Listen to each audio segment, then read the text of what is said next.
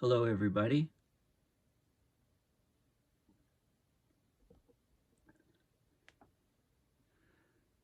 Hi, I'm Paul Beckwith. I guess one of the big questions on everybody's mind is why are the global temperatures rising so quickly? Why are the oceans warming so fast? Climate change seems to be accelerating around the world. It doesn't matter what metric you look at. And I recently talked about James Hansen's great paper, Global Warming in the Pipeline, which is attributing a lot of this additional warming to a reduction of aerosols. But I thought I'd have a look at methane and see, whether some of this warming can also be contributed or attributed to the great methane rise that's been occurring over the last decade or so.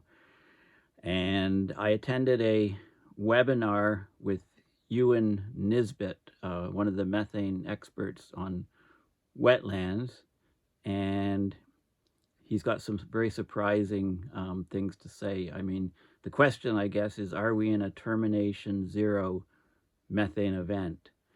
So let's have a look what's going on with methane. I'll come back to this image in a bit and the paper.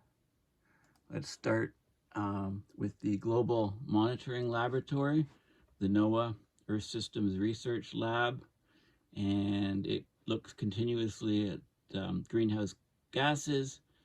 It maintains a global greenhouse gas reference network, measuring the atmospheric distribution and trends of the three main long-term drivers of climate change: CO2, methane, and nitrous oxide, as well as carbon monoxide, which is an important indicator of air pollution. Okay, so this site, you can just Google the title and have a look at this site. Everybody has access to the data. It's got lots of information, lots of plots, lots of maps, lots of information and figures on the greenhouse gases. So let's have a look at a couple specific ones. So I'm looking at trends in methane. You can see the rapid rise in methane. And this is just from the last few years. This is the trend line going back to about 1979 or so. You can see the flattening out to about 1770 parts per billion over this period of time, and then a rapid uptick, and then another uptick, and then another uptick, it looks like, right? So it's on a tear, it's rapidly rising. This is the annual global increase of methane, and you can see that there was no increase from about 2000 to 2006 or so. In 2007, it started to rise. So this is the annual increase. Okay, so the annual increase has been rising as well. So methane is accelerating, and the maximum here was, excuse me, about 2021. You can get the actual numbers from here. 17.89 parts per billion. It rose that year. The last 3 years has been 13 to 17. There was a 10 here, a 12 here, but before that it was much, much lower. Okay, so what's going on with methane? There's definitely something going on with methane. You can also look at the trends in CO2, I should point out, and the trends in nitrous oxide, also rising, very strong greenhouse gas. SF6 is an extremely strong greenhouse gas, but it's very, very low concentrations, but it's also rising. We can also look at, on the same website, we can look at carbon tracker, and we can look at three-dimensional visualizations of methane, and it talks a little bit about how important methane is in the chemistry and energy budget of the atmosphere, because it's got a very, very high global warming potential. Okay, over a 100-year horizon, it's about 34. Over a 20-year horizon, it's about 86 or so. Over a few-year horizon, it's approaching, it's 150 to 200. It's very, very powerful greenhouse gas. And there's three different categories, basically: microbial, fossil, and pyrogenic sources.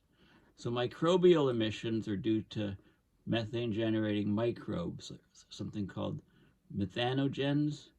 They're found in anaerobic environments, so environments without oxygen, like natural wetlands, rice paddies, oxygen-poor freshwater reservoirs, such as created from dams, digestive systems of ruminants like cows and termites, also organic waste deposits like manure, sewage, and landfills. Okay, fossil methane formed over millions of years through geological processes. It's vented from the subsurface into the atmosphere through natural features like seeps and things, through the exploitation of fossil fuels, coal, oil, and natural gas. Okay, so natural gas is essentially methane. And then pyrogenic methane is formed from the incomplete combustion of biomass and soil carbon during wildfires and of biofuels and fossil fuels. So we've had wildfires take off. Think of all the wildfires in Canada. There's a lot of methane that's being produced from incomplete combustion from those fires. We can look at the isotopic signature. Carbon-12 is the common form of carbon. Carbon-13 is an isotope that's heavier, and it's about 1% or so. But the concentration tells us a lot about where the methane is coming from. Now, methane has three sink mechanisms. Okay, so ways that remove methane from the atmosphere. We can have atmospheric oxidation by OH and chlorine through the atmosphere. Okay, OH is the universal scavenger, if you like. We can have destruction by reaction of oxygen in the stratosphere. And there's also surface uptake in aerobic soils. Okay, each methane sink process shows a different preference by reacting with the light carbon-12 over the heavier carbon-13. And of course, we know that methane is a big risk as a feedback process, a very, very strong feedback, because there's large stores of carbon present in the frozen soils and permafrost of the Arctic. Increased decomposition as soils thaw and warm could mean that the Arctic will become a significant source of both atmospheric methane and CO2. Okay, so we need to monitor methane. So these are some of the sources of methane. You get the fossil fuel source, right? Oil and gas, geologic seeps, coal. It's about 30%. We have the pyrogenic source. It's small, 5%, but it's growing. It's from biofuel burning, biomass burning. So more and more wildfires producing or increasing methane from this source. And then there's the microbial. There's natural microbial source is about 30%. That's from wetlands, termites, wild animals. And then we have anthropogenic microbial. And those are things like the way we farm rice, solid and liquid waste. Okay, how those are handled, and livestock. You know, these are about 35% of the methane chunk. So we get methane from all of these sources. And what Ewan Nesbitt is showing, and others, is that the wetland component is getting out of control. It's getting much, much larger than actually, and bringing the natural sources of methane up to exceed even what we're producing anthropogenically. So the Earth is responding, and this is a big concern. Very, very big concern. Methane sinks. We have sinks in the stratosphere. You know, OH, oxygen, singlet oxygen, chlorine. We have methane absorbed, so that's about 7%. We have methane observed in the soils, terrestrial component, about 6%. And the rest is in the troposphere, the lower part of the atmosphere. Chlorine is a part of that, but mostly it's OH. OH, look how much methane is converted to other chemicals. removed from the atmosphere by this OH scrubber. So the amount of OH levels are also very important. Okay, so this is an excellent sort of overview of methane. We can look at a few more things.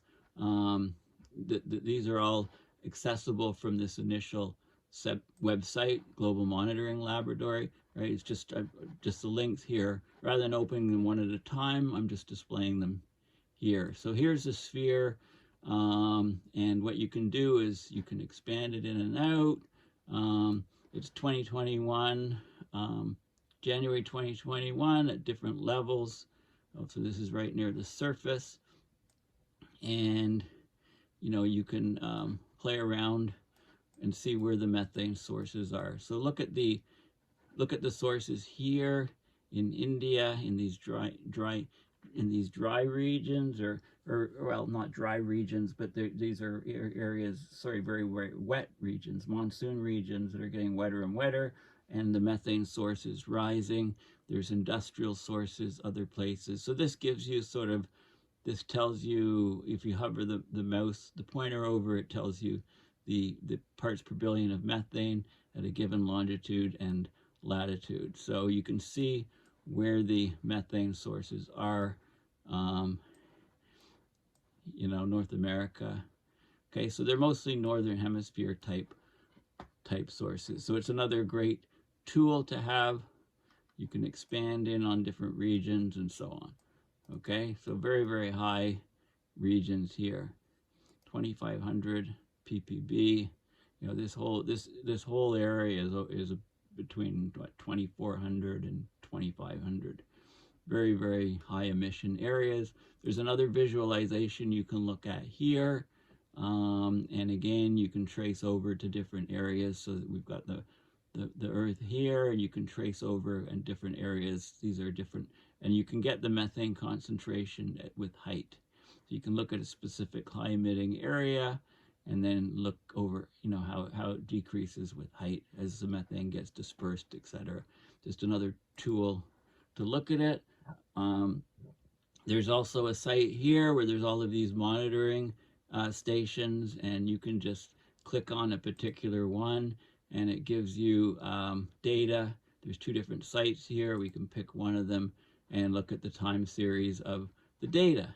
So what's interesting is there's this del 13 carbon in methane. So this is the isotopic ratio of 13, the carbon 13 to carbon 12 in methane, and you can see it's been dropping over time. And this is very, very puzzling. Let's just have look at a couple other sites. Here's a site in the US, and this is from aircraft. It's taken this data. It's taken data at all different altitudes, over time, and you can plot graphs and so on of the amounts of methane that are detected. There's also this is another site. This is a ground site showing the rise of methane, and this is the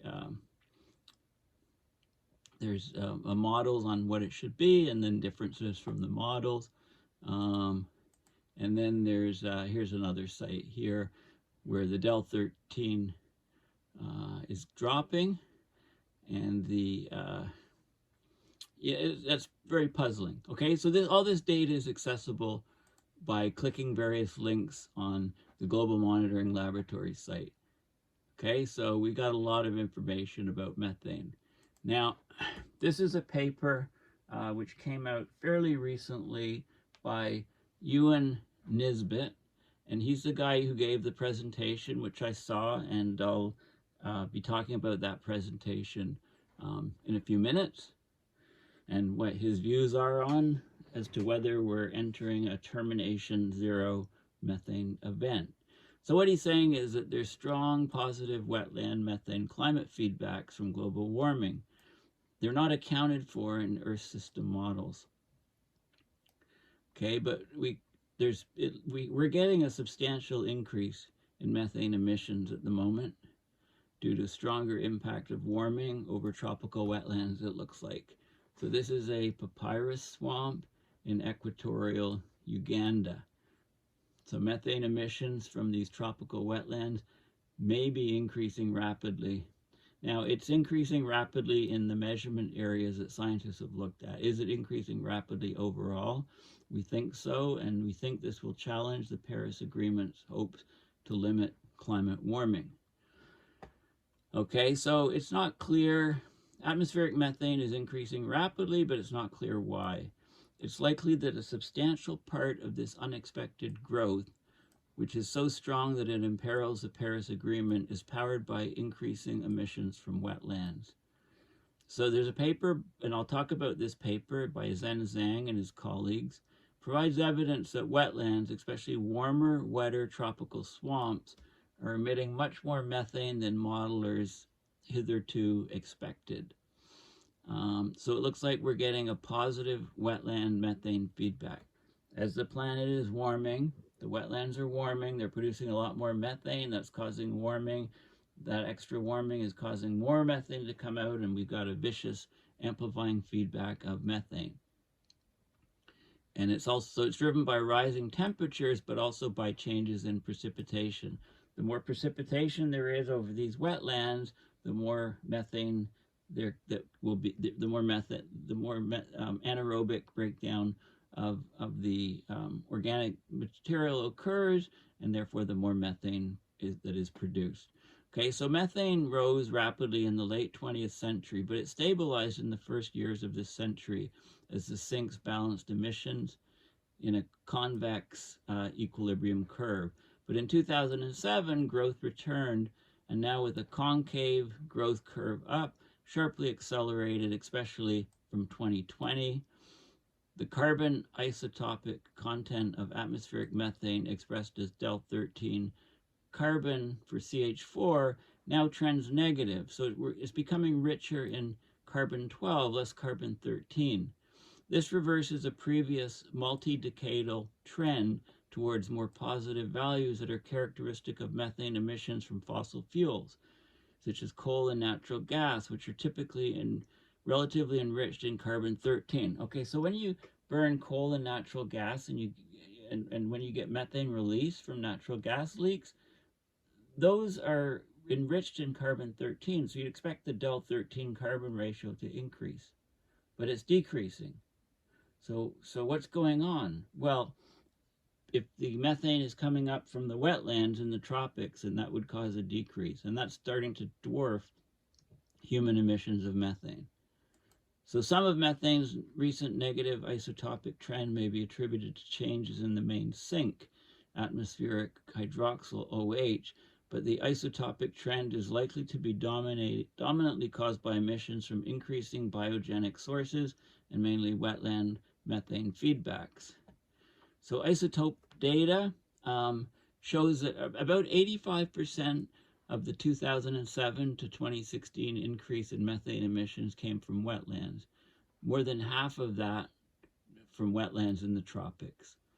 Wetland and ruminant methane emissions from land-rich and C3 plants, which dominate in temperate and boreal vegetation, have relatively negative del13. By contrast, methane from tropical wetlands rich in C4 plants like papyrus is less negative. Okay, so microbial emissions are the main driver of methane's post-2006 growth.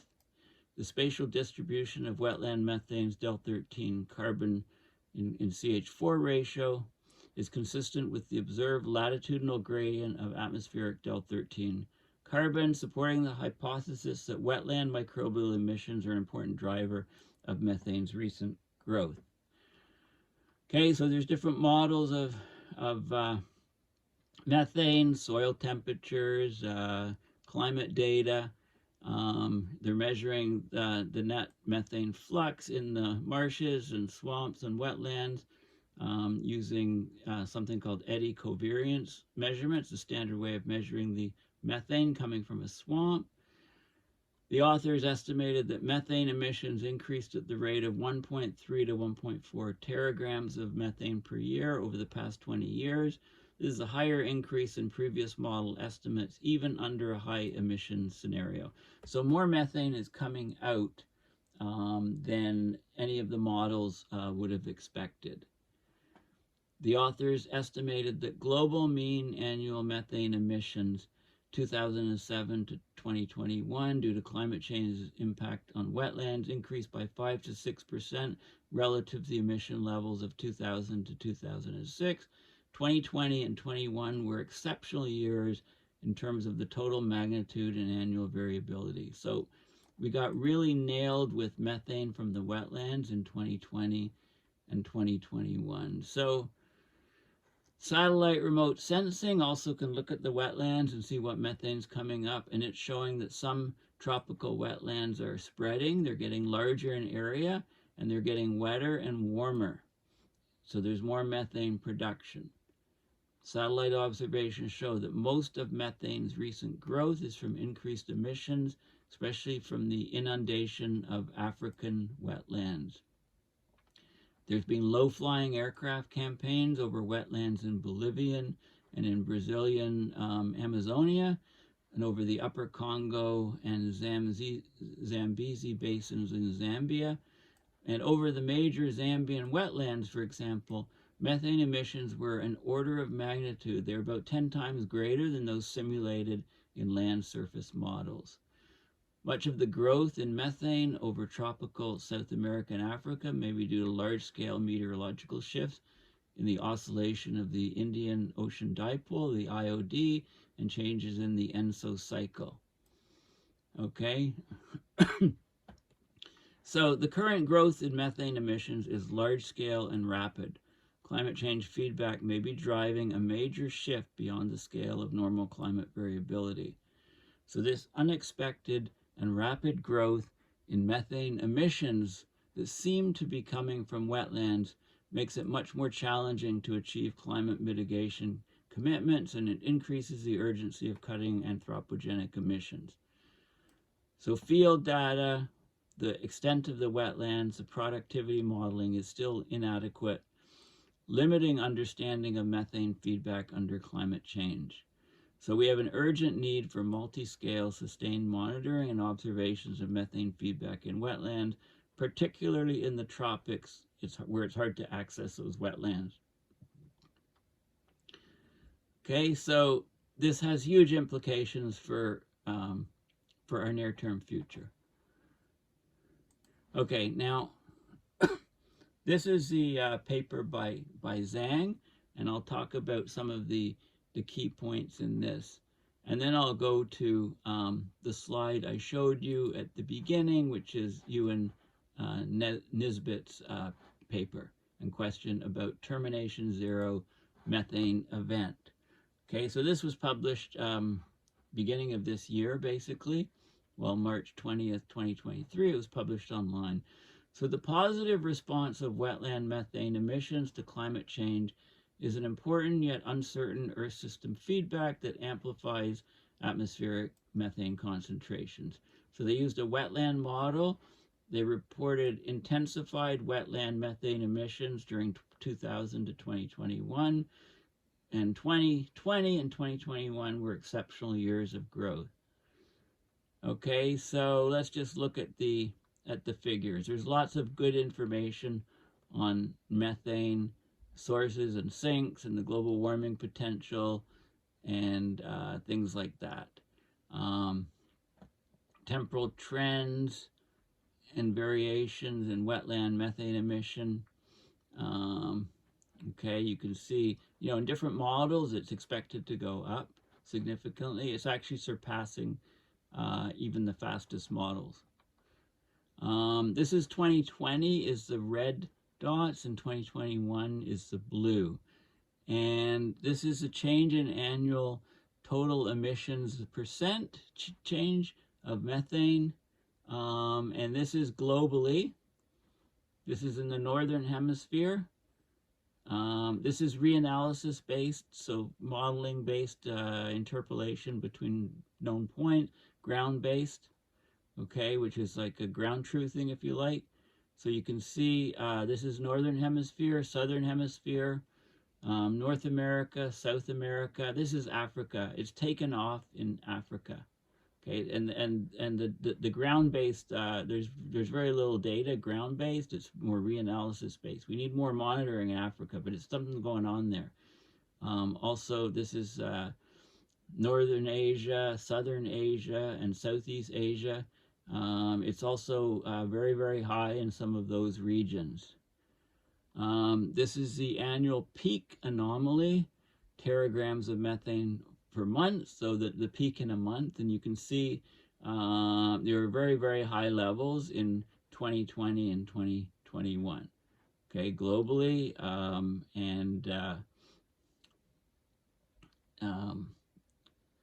yeah, so there's massive increases. That's basically what this is showing. Okay, let's go to the main presentation, but before that, we need a little bit of humor.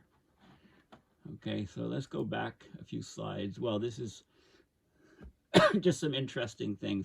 This is the temperature anomaly this year, January to we're in November. This is up to November 8th, the November numbers, and you can see this is degrees Celsius above the 1850 to 1900 baseline, and you can see that we're 1.54. So it looks like we're going to be well over 1.5 degrees Celsius this year. You know, another month or two, that number will probably average over 1.5 for the entire year. And because the El Nino is kicking in and the emissions, sulfur emissions are dropping and methane is on a tear up, we're going to blow past these numbers, you know, for the next few years. So we hit a 1 point. This is the first 1.5 year, 2023. There you go. I said humor. So your life ambition, what happened? This is a PhD student. World, here I come. Through ambition, win Nobel Prize, revolutionize your field, get a job at top university, get a job. This is after years of graduation. Attend that conference in Podunk. Hope they have pepperoni pizza. Right? Happy hour, here I come. So life ambitions, I think that was pretty funny. George Orwell, this is always a good comic. 2023, he's looking at the global average temperature, and he's looking at all kinds of other different things that are going on, and can't believe it. I love this. This is dark humor. These guys are all carrying a casket, and it's very icy, and then there's a lot more caskets and a lot more guys carrying them. Repeat the cycle. Yes, I asked a literary agent which type of writing paid the best. He replied, ransom notes. There you go. And of course, you know, this is one of the very, very famous quotes from Albert Allen Bartlett. The greatest shortcoming of the human race is our inability to understand the exponential function. We'll go back a couple more. This is my type of identification to see whether you're a human or robot. Yeah, here we go. Goodbye, 2 ice caps. Hello, 4 horsemen. Okay, so I post, you know, lots of, we need a bit of humor. So let's go. What is this showing? Okay, so this is Ewan Nisbet, the presentation, and I'll give you a link to the presentation. It just came online earlier today. I saw it on Tuesday morning, and it was all about methane tipping points in the climate system. So here we go. This is time from 2000 roughly to present day, and this is the latitude here. It's actually the sign of the latitude. So if you take the sign of 90 degrees, it's 1. If you take the sign of 0, it's 0, and the sign of minus 90, it's minus 1. Okay, and by taking the sign, it gives you proportionate areas, because if it was just the angle, then, you know, up here the area is very small, but by taking the sign, it equalizes the areas. Anyway, red is warming. Look at what's happened to methane since 2020. Okay, I mean, there's been rises here. There was an uptick here. You know, it's been rising since about 2007. Okay, anything green is positive increase.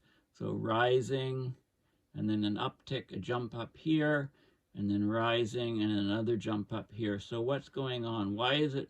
We don't know why the methane burden is rising so fast, but major feedback seems to be taking place on a global scale, right? So warm colors, high growth, red is the highest, cold colors is a decline. Okay, so methane is acting ridiculous. It's ramped up a huge amount since 2020. Its rise challenges the Paris Agreement. So this shows these are values for the difference between the actual global mean annual average radiative forcing from major greenhouse gases and the values under the RCP 2.6 pathway. And to meet the Paris compliant line here is the red, and CO2 is exceeding it, N2O is exceeding it, but methane is just blown up. Okay, so goodbye Paris Agreement because of methane going out of control. This is two different locations, Ascension Island, 8 degrees south, and Spitsbergen, 79 degrees north. And this is the isotopic numbers. So the Del 13 carbon is dropping. It's dropping basically globally. Okay, and this is a huge deal, actually. This is not the methane concentration. This is the isotopic concentration, the Del 13C. So we're having much less carbon 13. There's a deficit.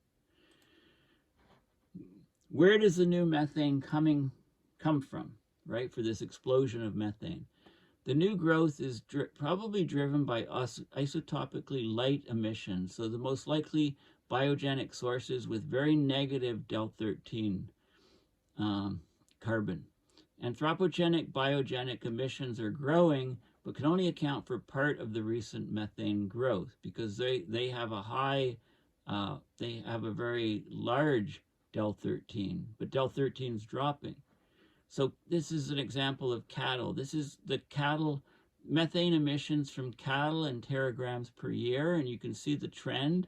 There was no obvious jump in 2006, 2007, no obvious jump in 2020. So it's not the cows, the methane from cows.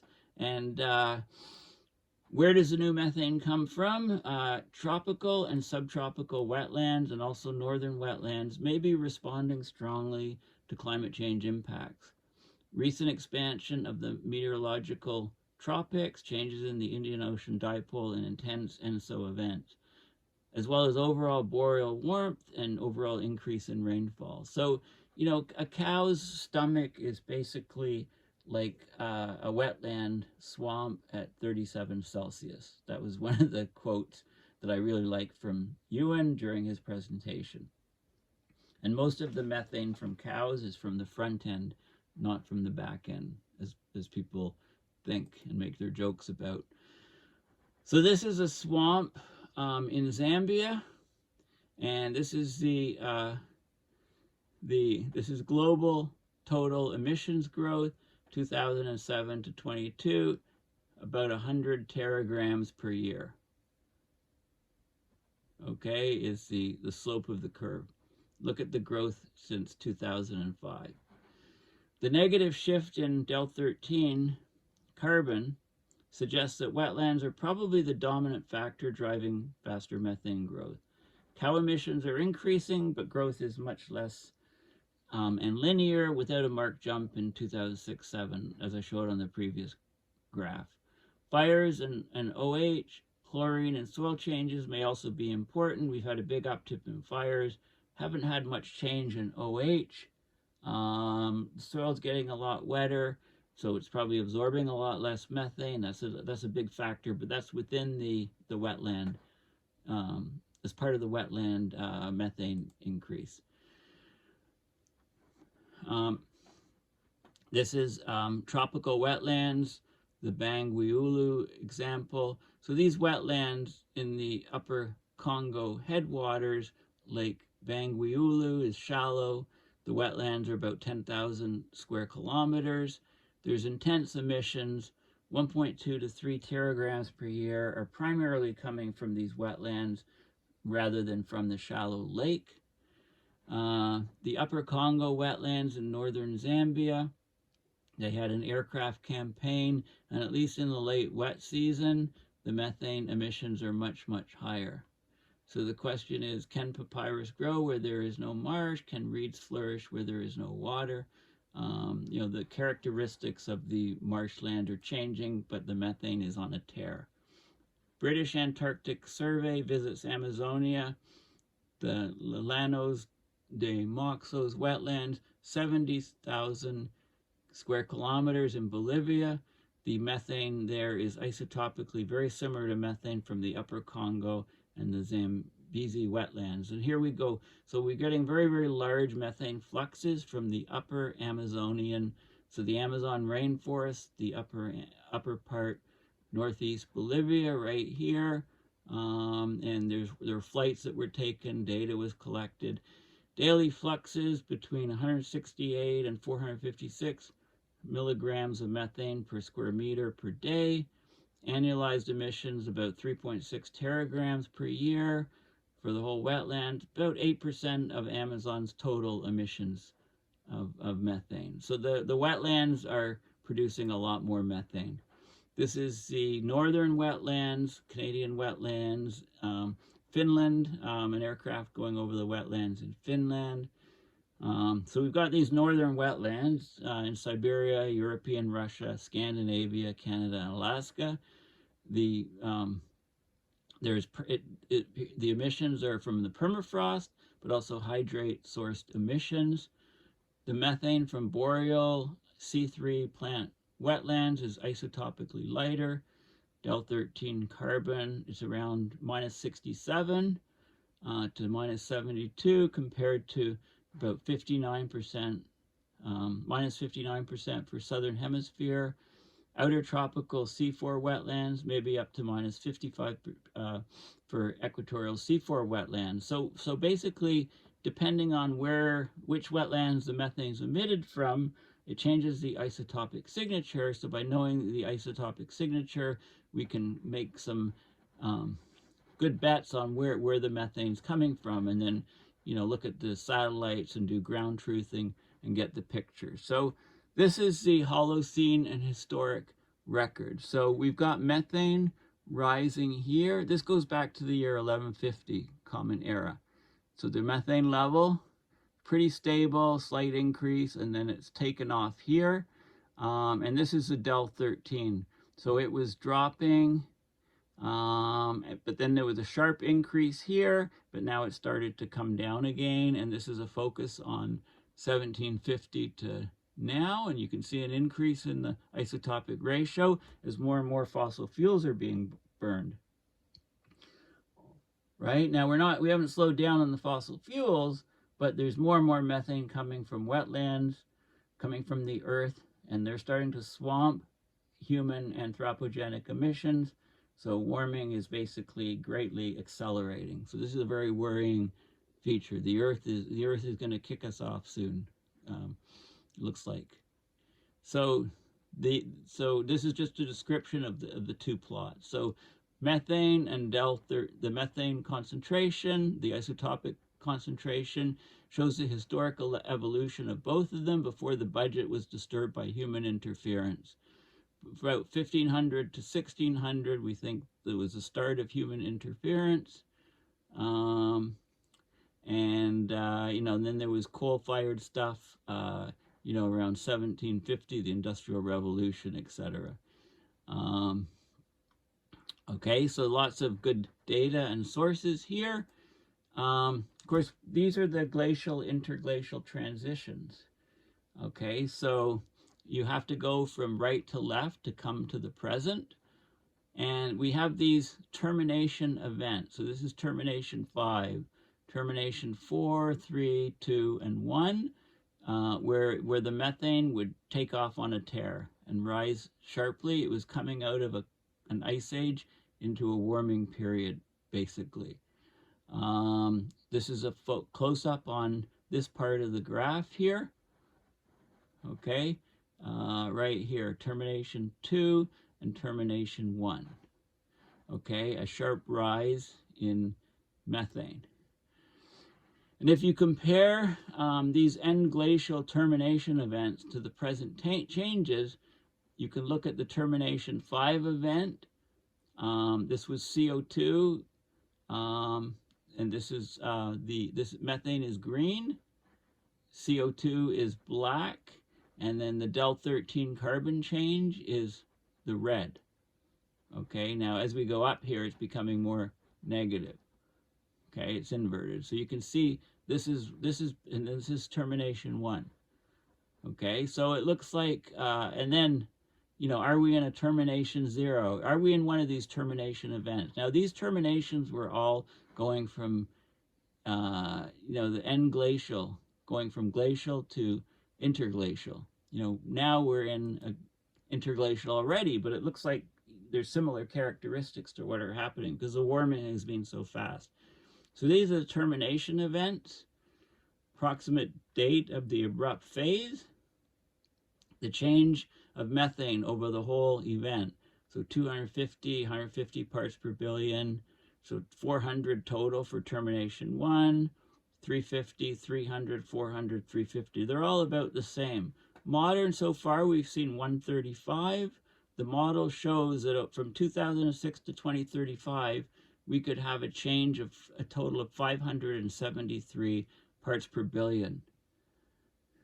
Okay, you know, we've had 135. If you take, you know, the average being 3 to 400, we have a long way to go for that, and this is showing it's even higher. Methane change over whole termination. Basically, this is in teragrams, and we've had 374 teragrams already. And you can see that's getting closer to these, and the model is showing, you know, keep 1584, and this is from a paper, I believe, that's coming out soon. Maximum growth rate per year of methane, about 9 modern. Well, you've seen, you know, we're between 6 and 18 parts per billion. And then the isotopic shift, it's dropped a little bit. It could go a lot more. But I mean, fossil fuel emissions are huge, so that's keeping that number lower than maybe what it was back here. So here, this is a key figure of the whole paper and this whole video. So we've got some graphs here. This is modeling glacial to interglacial terminations. You know, here's where we are. This is fit to data of a termination event model. So here's the present methane emissions here. This is the present isotopic. Okay, so that's on this scale here. Okay, so we, you know, maybe from about 1,700 parts per billion to maybe 1920 parts per billion or so. And then we've got the isotopic, the del 13 carbon dropping, right, as we get more and more emissions from wetland. Now this is following this curve, and this is following this curve. And if you take those up, you can see that, you know, we might level off at about 2,300 parts per billion. That's a rise of about 400 from today, if it tracks some of these previous methane terminations. But those were gained from, they were end glacial terminations. This one is from a very, very warm Anthropocene to a much, much warmer Anthropocene. Or should I say a warm Holocene to a much, much warmer Anthropocene. Okay, so this is what we could have in store for us. This is a model of the present day transition. And you can see parts per billion per year dropping. It dropped off, and then it's been picking up and picking up and picking up. Okay, so basically, is this termination 0? We don't know, but something big is happening. Okay, something really, really big is happening. And we have to go back to this chart to just see, you know, what's going on here. Something really big is happening. Okay, there was also another presentation on methane. Things like, I'll just show you a few slides here quickly, and I'll give you the link to the video and the slides that were used in the webinar that I attended on methane tipping points on Tuesday. So this is basically the budget, big chunk from wetlands. You know, we need network science, we need all these monitoring stations, we need all the data collected in central depositories, we need a lot more data on methane coming from the tropics. This is showing the methane increase in various locations. You know, it does vary, but the uptick is strong, the trends are similar. This is Del 13 and all the different locations. So it's a global thing that is suddenly dropping. You know, we can do top-down estimates, measure the amount with satellites. You know, here's a paper. It attributes 85% of the post-2007 growth in atmospheric methane is due to microbial sources, with about half of that coming from the tropics between 23.5 degrees north and 23.5 degrees south. Okay, so that data is here. Another paper found half of the emissions, the increase in emissions is from Africa, and it appears to be driven by wetland inundation. There is also a large relative increase in emissions from Canada and Alaska, 4.8 teragrams per year, or 24% of the rise. It could be driven by temperature sensitivity of boreal wetland emissions. So from the north as it's warming. Also, you know, the fires, like I said, are having a big part of it. Here, this FluxNet has on-ground, in situ observations of methane fluxes. You know, you have a station like this, it's measuring the methane fluxes. So there's different regions, you know, the bog, drained areas, fens and marshes and rice lands, salt marshes, mangroves, right? All the different types of sources that they're looking at to measure the increases. Like, for example, rice paddies, you know, we didn't have a rise. We had actually a small fall of the emissions of methane from rice paddies. So that's not the problems. Right, you can identify different sources. The highest fluxes are from wetland complexes and monsoon floodplain tropics. So here's the milligrams of methane per square meter per day. The highest regions, you know, here we are, you know, in Africa. Africa is taking off. South America is taking off. Australia, you know, in these wetlands. Highest uncertainties are in the regions where it's the highest. So globally, big rise, and a lot of it, this is 60 south to 30 north. Most of it is near between that latitude range. There's some increase it's further north. And this is in the tropics. The Amazon is dominating by far. But there's also emissions in these other regions. We need better bottom-up estimates, so actually measurements right on the marshes. And I showed you this plot, you know, we're exceeding the highest models. And this plot too, this is Africa. So emissions are taking off.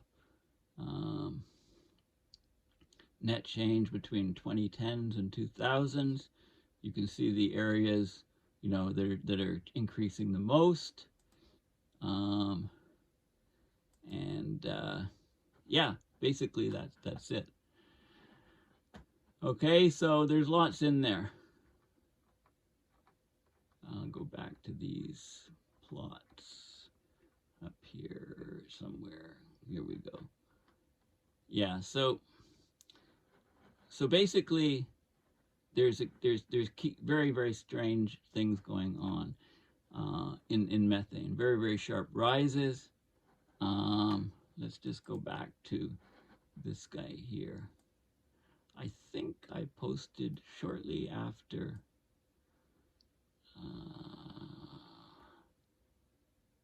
Yes, right here. Okay, I'll put this link in. This is a link to Methane, possible tipping points or surprises. Why is methane rising? How are sources and sinks changing? What is the risk from hydrate? So this webinar I attended was on November 7th, and the presentations just got uploaded just today. So there's a presentation here, which is basically you can get all of the details from what I've the slides and stuff that I've discussed in this video. Network science, the second set of slides is from Sarah Knox at McGill University. So Ewan Nesbitt is with the Royal Holloway University of London. For years he's been going to wetlands around the world to document methane. Okay, so this is a bio on Ewan Nesbitt. And so what does it say? Let's just read it. His research into modern and glacial atmospheres is mainly focused on methane in the modern air, including the role of methane in Arctic climate change, methane hydrates and their role in global warming, and the task of assessing present-day atmospheric methane burden. Current work includes major projects on Arctic and tropical atmospheric methane budgets, and yeah, so basically, he's really asking the question: Are we in a termination zero methane event where methane is going to continue to skyrocket upwards? And the only way to try to slow it down or prevent it would be through things like solar radiation management and carbon dioxide removal.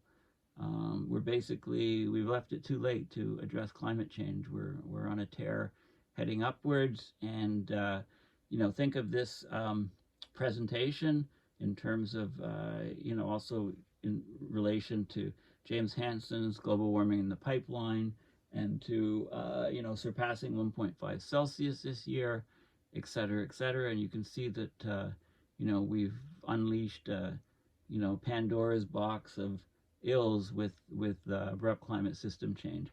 So thanks for listening. Please check out my website, paulbeckwith.net, and make a donation to PayPal to support my research and videos. Thanks again, and bye for now.